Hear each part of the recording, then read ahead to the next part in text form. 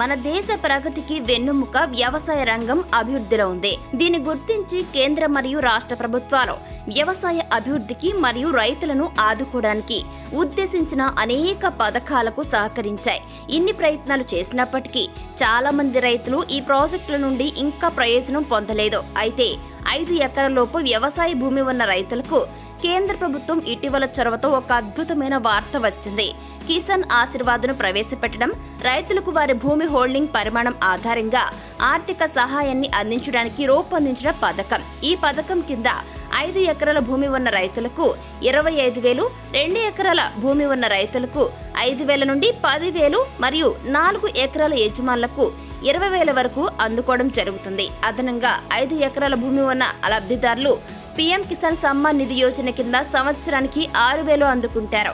వారి మొత్తం ప్రయోజనాల్ని 31,000 రూపాయలకి తీసుకువస్తారు.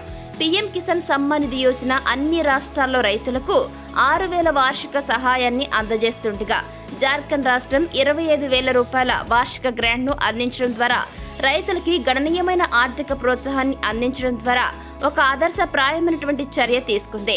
అయితే ఈ ప్రోత్సాహకం వ్యవసాయ భూములపై ఆధారపడి ఉంటుందని గమనించడం ముఖ్యం. ఈ ప్రయోజనాలను పొందడానికి రైతులు ఈ క్రింది ఇప్పుడు మనం చెప్పుకోబోయే పత్రాలను అందించాల్సి ఉంటుంది. అవేంటంటే Aadhaar card, bank account details, revenue department certificate, భూమి రికార్డులు, పహాణీ లేఖ, భూమి పన్ను చెల్లింపు రుజువు, అలాగే మొబైల్ నంబర్, పాస్పోర్ట్ సైజ్ ఫోటోగ్రాఫ్లు కావాల్సి ఉంటుంది.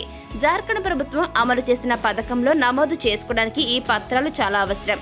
జార్ఖండ్ ప్రభుత్వం మొదట ప్రవేశపెట్టిన ఆశీర్వాద్ పథకాన్ని కర్ణాటకతో సహా ఇతర రాష్ట్రాలకు విస్తరించడానికి సిద్ధంగా ఉంది. ఈ విస్తరణ నిస్సందేహంగా ఆంధ్రప్రదేశ్ మరియు తెలంగాణ అంతటా రైతులకు ప్రయోజనం చేకూర్చడంతో పాటుగా సమగ్ర వ్యవసాయాభివృద్ధిని ప్రోత్సహిస్తుంది కూడా. అయితే ఈ రాష్ట్రాల్లో ఆశీర్వాద్ యోజన అమలు కోసం కాలక్రమం చూడవలసి ఉంటుంది. అయితే ఇది ఒక్కసారి అమల్లోకి వచ్చిన తర్వాత రైతులకు గణనీయమైనటువంటి ప్రయోజనాలను అందిస్తుంది.